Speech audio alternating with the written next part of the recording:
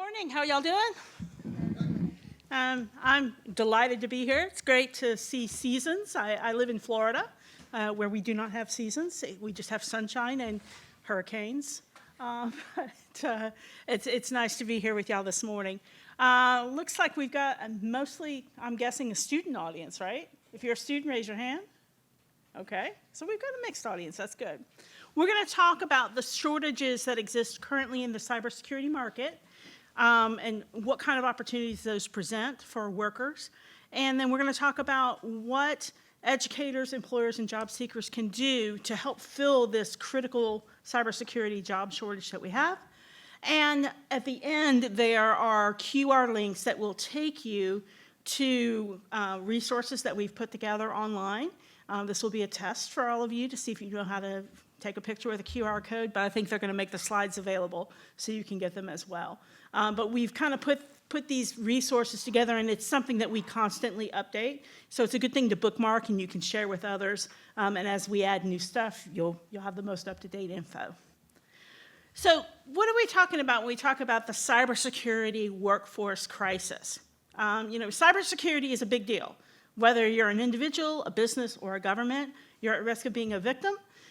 In 2021, there were $6 trillion of loss due to cybersecurity breaches. That's more than the federal government in 1 year, right? So imagine what we could all do if we had $6 trillion. It's a lot of money, it's a big risk, and things are getting worse. Just this week, as Russia ratcheted up their operations in Ukraine, coincidentally, we had several airports in the United States that were completely taken offline on Monday. And we can expect those sorts of things to continue as the cyber and political worlds collide, and we begin to have more overt acts by state actors. In the United States, we are half of all cyber attacks that occur. We're a big target. We're the biggest target there is. So everybody's got a stake in this. And right now, there's huge opportunity. If you're looking for a job or a career, whether you're established as a professional somewhere or whether you're just going through school and thinking, what am I going to do when I finish? What am I going to do when I grow up? There's over 700,000 cybersecurity jobs open in the US right now. And that number is expected to double by 2025. Now, if you look at the current cyber threat defense report, you'll see different job roles, and they look intimidating.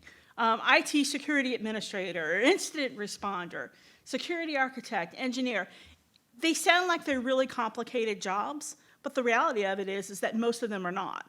And in many of these positions, you do not have to have a science degree or even an IT degree, or sometimes even a degree at all, to enter into those career paths.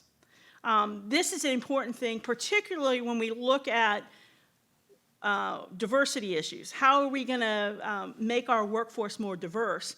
And in cybersecurity, there's no way we can fill those gaps without seeking out women and people of color in order to fill those roles. The math just doesn't work any other way.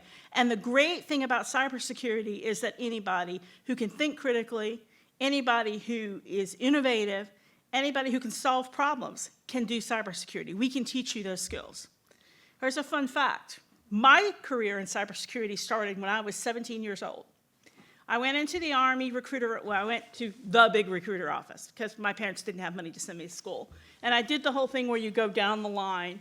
I was an anomaly as a young woman at that time because I had taken all the hard science classes and all the hard math classes. You know, I'd taken AP physics and calculus and all that stuff. I didn't do it because I liked math or science. I did it because I liked boys, and that's where the boys were. But I digress there. I knew I wanted to be a lawyer. But, you know, they weren't paying money to 17-year-old kids to be lawyers. They were paying money to 17-year-old kids to go into cybersecurity or to go into cyber intelligence. And, you know, when you're 17 years old and they say, hey, you go to this school for 6 months and we're going to give you 10 grand, I'm like, you know, where do I sign? And that's how my career started. Nobody cares who your daddy is. Nobody cares who your connections are. All they care about is, do you have the will to learn?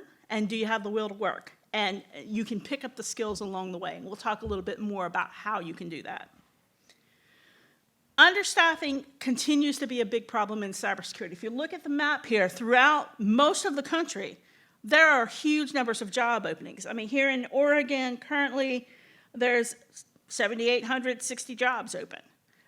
It takes 41 days to fill an IT role, but 120 days to fill a cybersecurity role. Why is that?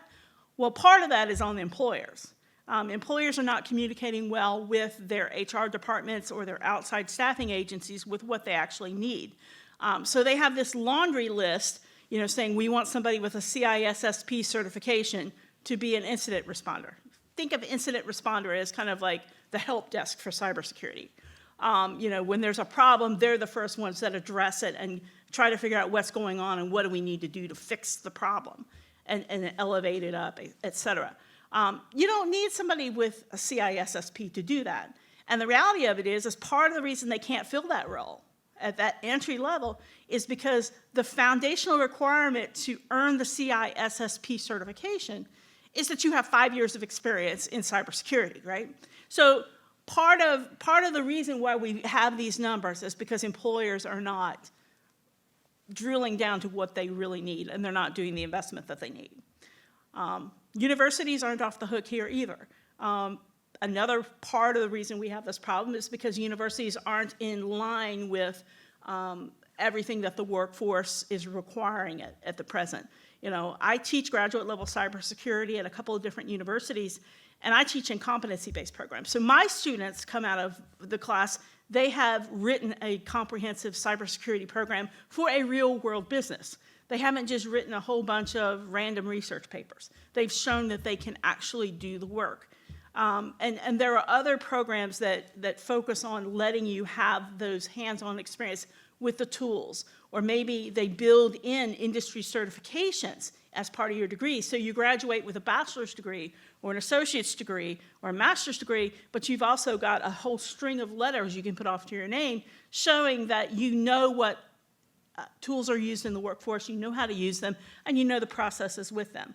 So these are all some of the things that educators can also be doing.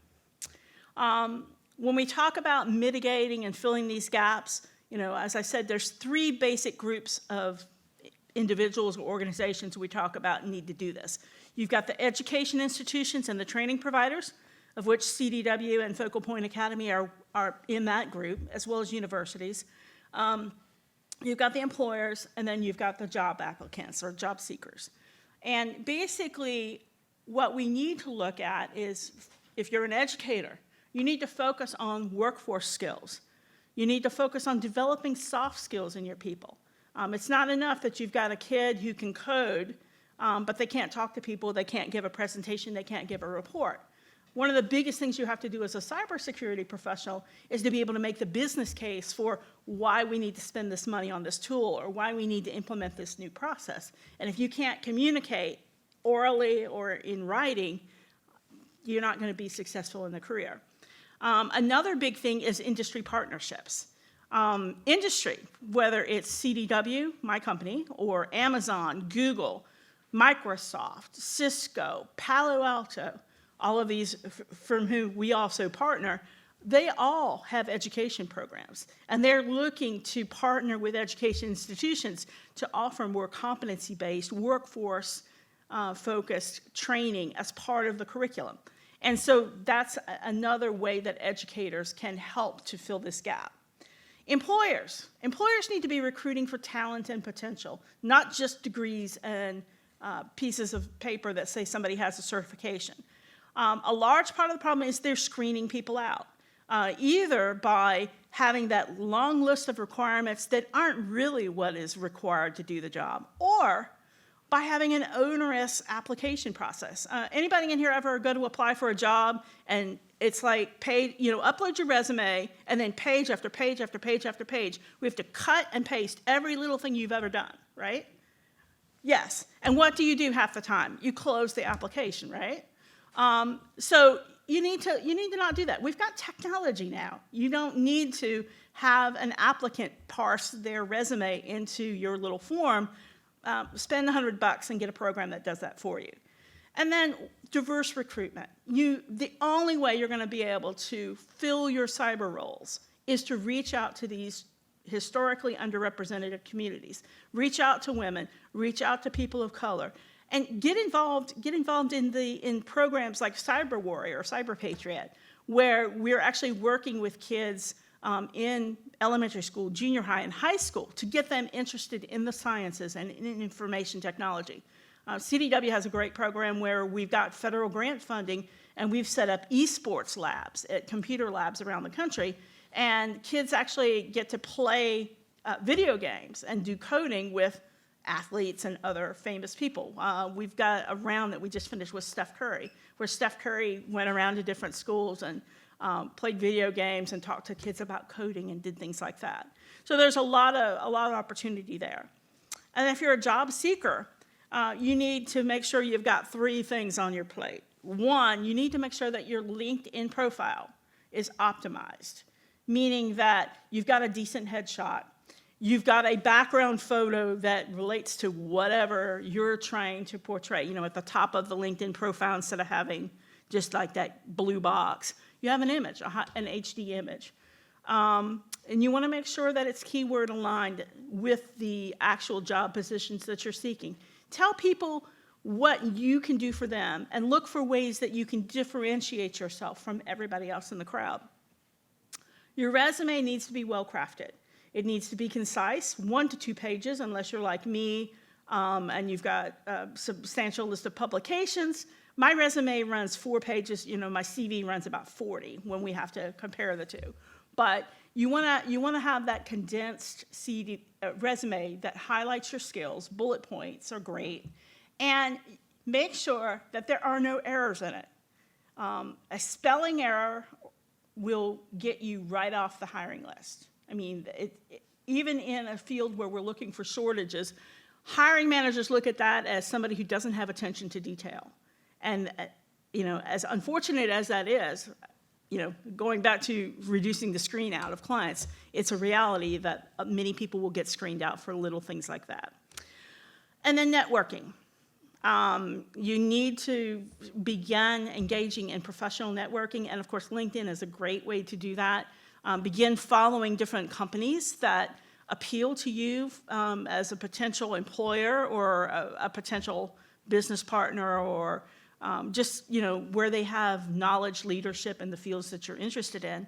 And then, you know, as they publish something or a leader from the company publishes something, interact, engage with them in a polite and respectful way.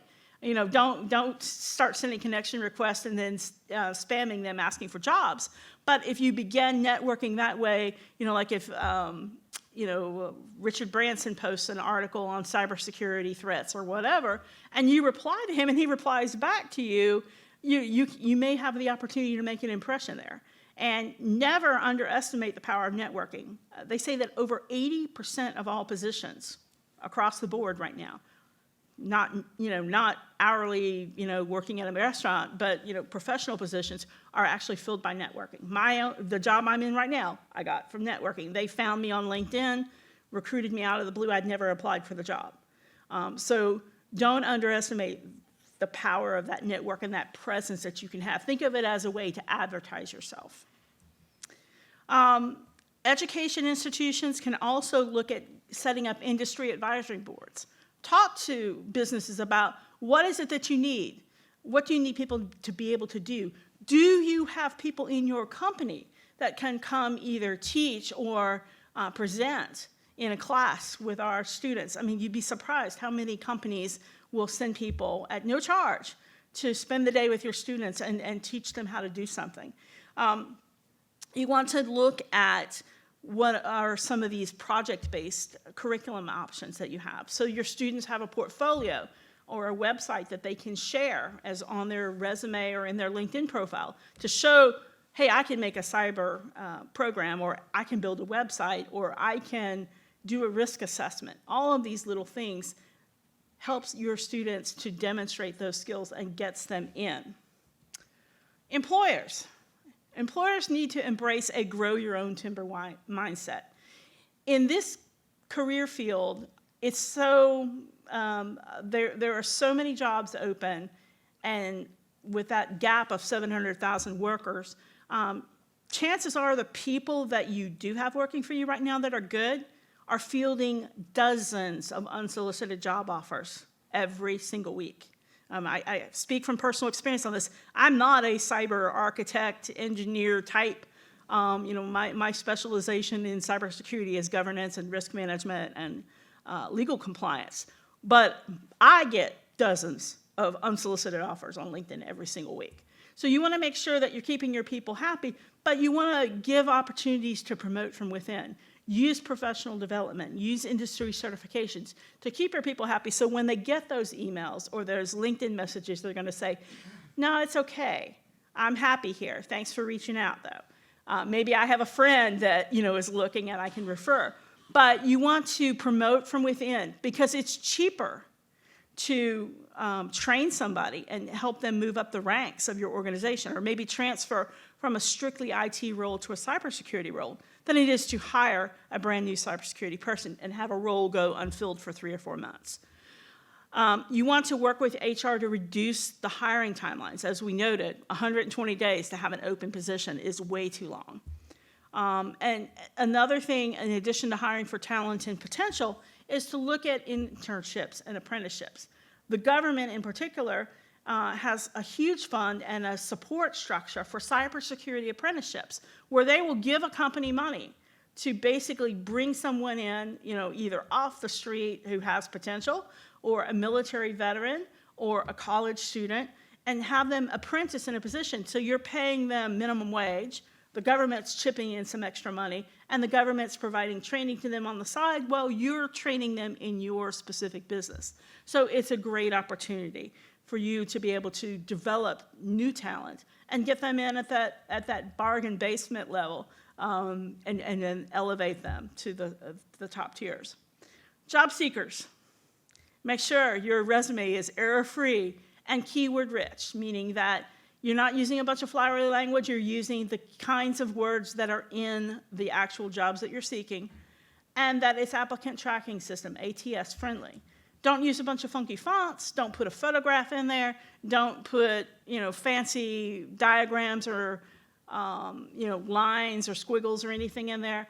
That will cause some of these programs to basically take your resume and garble it. It'll look like a bunch of code. And not get you the job that you want. Keywords are important because a lot of these applicant tracking systems will actually score you based on the number of times that certain words appear in your resume. And if they get 1,000 resumes, they're going to take the top 20. Human eyes will actually look at those 20 and decide from that top 20 who are the 5 that they actually want to interview. So having that high keyword rich resume can help you get those interviews. Optimize LinkedIn profile, as I noted before. You also want to get experience and continue to get advanced skills. You probably, through your university, have access to some programs like LinkedIn Learning. If you don't, you can subscribe and get it. But even these little things where you spend a couple of hours and you get a badge that says you understand ISO certification, or you understand how to do a cyber risk assessment, or you understand the risks of ransomware. All of those little things help differentiate you from somebody that doesn't have those badges. And so it creates the impression that even though you're just entry level or you're just a student, you're willing to learn, you want to learn, you have been learning on your own and taking that initiative. And that helps set you apart. And then, as I noted before, networking. Network. If you're looking to get specialized training, the top 3 things that businesses are seeking right now, if you're wanting to be one step ahead, is cloud security, software security, and security administration. So you can take a look at some of the offerings that various continuing ed programs, university programs, certificates have, or look at LinkedIn Learning and the like, CompTIA, that sort of thing. Now, here's what I was telling you. This will be in your slides, but you can actually just scan the photo here, and it will take you to a site. This is more for the employers and universities, and it'll take you to a site that's got resources for how you can acquire, retain, train, and develop high-performing cyber talent. And then we have another one just for the job seekers that has all of the tips about resumes and CVs and how to interview and what kind of skills you need and what are the different paths in cybersecurity that you can explore. All right, any questions about any of that or anything related to cybersecurity workforce development? Or how do you get into cybersecurity as a woman? Anybody have any ideas about how many people get, a large majority of people getting into cybersecurity with no experience? The government, local government, state government, federal government. They're all looking for people, and they hire for potential, and they hire for diversity as well. So that's how a lot of us got our start. And I started in cybersecurity, as I told you, in the military, and even after I went to law school, I ended up dipping back into cybersecurity when I got assigned some federal cases involving cyber crimes. And then I ended up getting pulled in to teach at the university. And one thing led to another, and now I'm back fully into cybersecurity. So it's a great field with endless opportunities, and one that is not going away, and the opportunities are just going to continue to grow. So I highly recommend it. All right? I have a question. Yes. So what would you rate more important, the LinkedIn portion that you're talking about, or formatting your resume to be ATS compliant? LinkedIn. LinkedIn? Yeah. Because, again, they're actually going out there and looking. And the great thing about LinkedIn, too, is you can save 10 different job searches and have those job searches come to you, and a lot of times it's apply with LinkedIn, boom, you just hit that button. That's a heck of a lot easier than having to upload a resume, or even worse, upload a resume and then parse your resume into all those tiny little boxes. Thank you. And the other thing is that the LinkedIn profile kind of gives a better idea of who you are, because they can look on your profile, they can see a lot more about you, what your interests are, who you're connected with, and they see how you interact with others as well.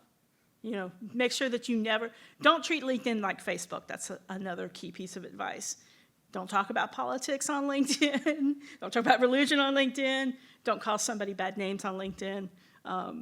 It's not social media. It's a professional networking site. All right? Yes. So a friend of mine years ago told me to restrict the amount of connections on LinkedIn.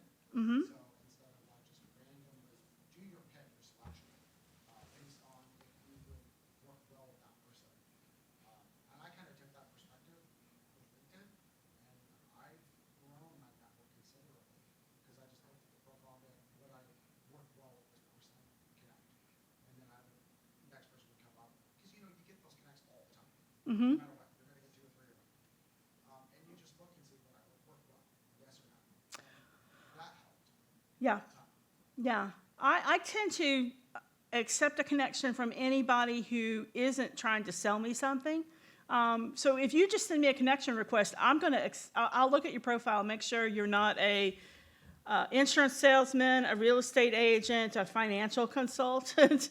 If you're one of those people, I'm not going to accept your request. But anybody else, I do, because I realize that a lot of times, particularly women, are going to reach out to other professional women because they may be looking for information. And, I wouldn't be where I was if I didn't have mentors along the way. So I'm pretty, and it's easy if somebody does start spamming you to just, disconnect them and block them. But, and I encourage people to reach out. The best way to grow your network, aside from engaging in what other people are posting and posting thoughtful comments or follow-on suggestions, is to look at your existing network and begin connecting with people that are connected with your connections. And it's not weird. You don't, the common myth is, well, you should send somebody a message explaining why you're asking to connect. No, if you're connected with 5 other people I'm connected with, I know why you're asking to connect with me. And if you're sending me a message, the first thing I think is you're trying to sell me something. And sure enough, as soon as I accept your connection, I get that auto spam email that's trying to tell me, oh, yes, I've got this great new life insurance policy, or product or whatever. And then, of course, then I delete you and block you for abusing my trust. But I think most people are fairly open to connecting on LinkedIn, as long as you don't abuse it. Any other questions? All right, well, y'all have a wonderful afternoon. I think it's lunch break time, right?